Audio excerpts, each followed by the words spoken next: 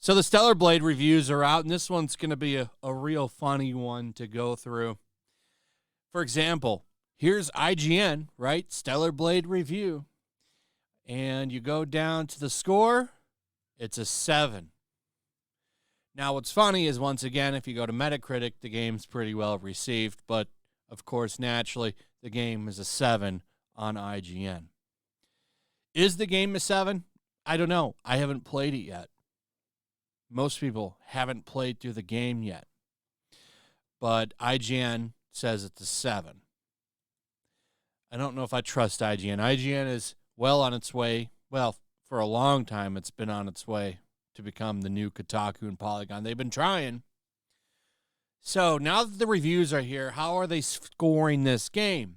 And what's funny is, even outlets like The Gamer, who we're going to get to because they're mad that the game is being released uncensored.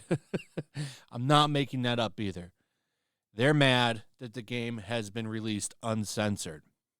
The developer came out a few days ago and said, yeah, we're going to release the game uncensored in every region. And The Gamer puts out an article saying that that's bad. Stellar Blade's uncensored release shouldn't be a cause for celebration. By the way, article written by a trans woman. Just pointing that out, not saying anything bad there, but that is who wrote the article. A bunch of people have had some comments on this. It's mostly this Hades 2 versus Stellar Blade thing, and all of these outlets going insane about it. Like this writer here from Games Radar. A staff writer from Games Radar, camera angles say it all.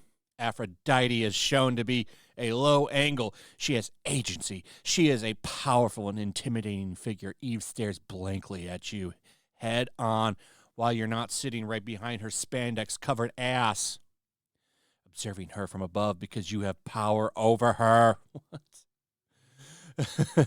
They're going insane, too, and it's always people with flags in the bio, pronouns in the bio, stuff like that.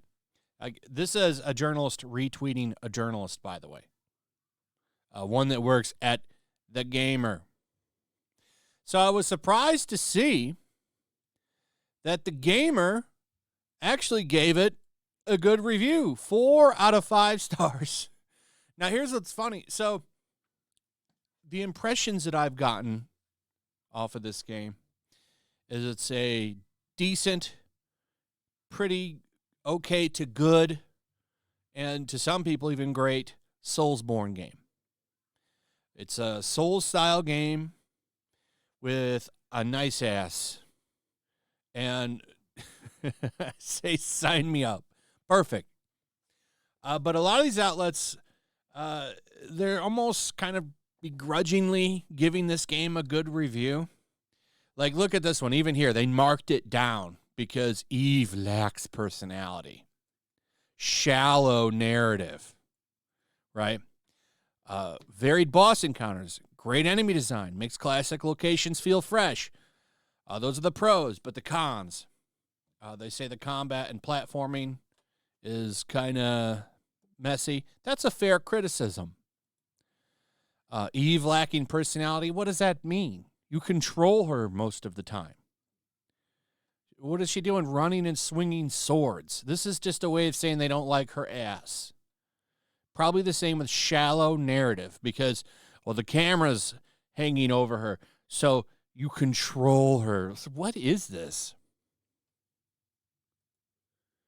I'm not kidding about this, people being mad about the game being uncensored, by the way, which just means they're not going to change anything for any region.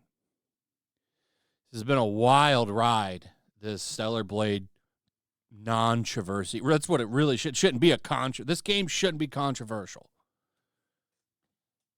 It shouldn't be. I don't understand why well, I take that back. I do understand. It's just funny that they're willing to pretty much destroy their credibility with this game. I mean, it's not like game journalists are new to destroying their credibility, but I mean, the hypocrisy with this game and comparing to Hades 2 has just been a wild thing to watch. Them getting mad because the game is coming out uncensored.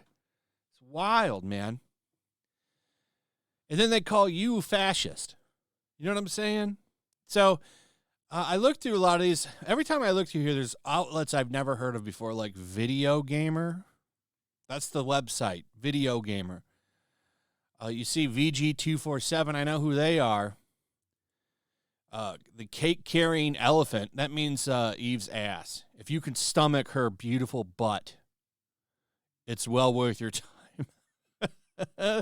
Like, this has been funny. Some of them, not all of them. I expected a lot more disclaimers. But here's what's funny. If we go to mixed reviews, I was just kind of looking through this. I haven't looked through all of these, by the way, because it just would take forever to go through. How many reviews are on here? Do they have a number? So about 81 reviews so far. No negative ones. 10 mixed, 71 positive. But some of these, like this one, the Sixth Axis. Stellar Blade is pretty enjoyable if you don't mind obvious sexualization. So just having a nice butt means your sexualization, you're a piece of sexualized meat, and you're help pushing the sexualization of women. What does this say to women with great asses? How are they supposed to? Can we think of the women with nice butts? Like this one. Blasting it because of sexuality of the character. It's right there. This is from Games Radar, so I'm not that shocked. But look, they call it's ambitious. Stellar Blade is more ambitious and varied than expected, but also about as clunky as expected, resulting in a stilted action RPG with a level of jank that you just have to accept. Meet it on its terms and either tune out or embrace the odd sexual veneer. And it's a solid 20 to 30 hours of fun. So the game's good, but you got to watch out for that great ass. Here's another one, 67 from Player 2. While discussion is sure to be dominated by the sexualization of the lead character Eve, looking past that, Stellar Blade provides a solid action experience for fans of the Souls-like genre.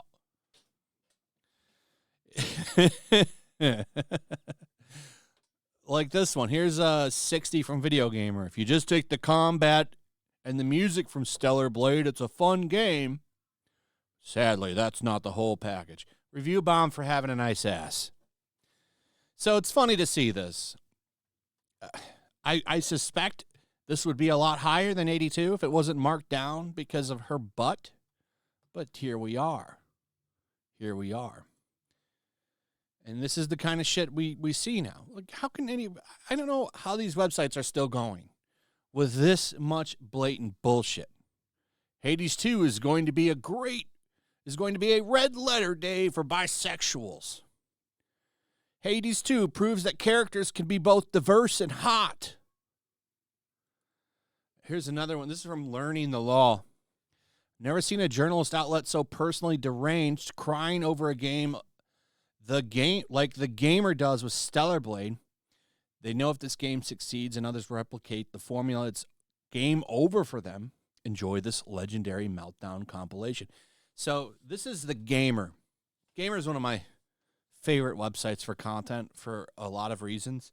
The main one is when Hogwarts Legacy was a thing. Remember when Hogwarts Legacy was coming out and sold well, and there were people trying to boycott it and melting down over J.K. Rowling?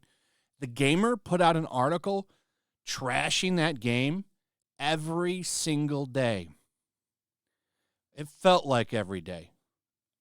It would be hilarious to see what Learning the Law did with this.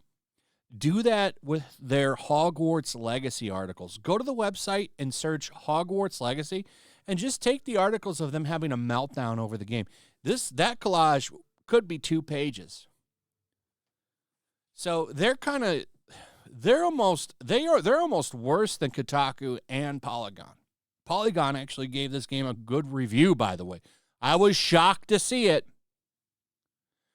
Stellar Blade's uncensored release shouldn't be a cause for celebration. You're making me embarrassed to like Stellar Blade. The gaming culture war over hot characters is hilariously stupid. Nobody cares about Stellar Blade's character design except you. Stellar Blade doesn't understand what made these other games a masterpiece. It goes on and on and on. It's just hilarious to see them be so hypocritical so openly. It really is funny. So, we're going to see more reviews pop up. I wonder where this will land because, look, it's already almost in the 70s. Let me refresh it and see if any have popped up. Okay, we're still on. Okay, we did get a couple more, and they're in the positive, but it's not enough to move this. So, we'll see what happens. I think, like I said, this would be higher if it wasn't for her butt. It's just funny to see them say, yeah, the game's okay. It's actually kind of good. But we would prefer you to only look at women like this if they're on OnlyFans and you're paying for it. If not, please enjoy these gender-ambiguous women. Well, are they? Let's say gender-ambiguous thems. That's all you're allowed to like as a man. You're either allowed to like a they, them, or you're allowed to pay for an OnlyFans person. That's it. You can't have stuff like this. Anyway, that's pretty much it. Let me know what you guys think about all this in the comments below. Also, if you would, please like, subscribe, share the video. Make sure you're still subscribed. Hit that notification bell, and I will see you on the next one. Peace. Also, if you want to help support the channel, check out my Teespring store. There's a link in the description. You can find some merchandise in there that you might want to check out.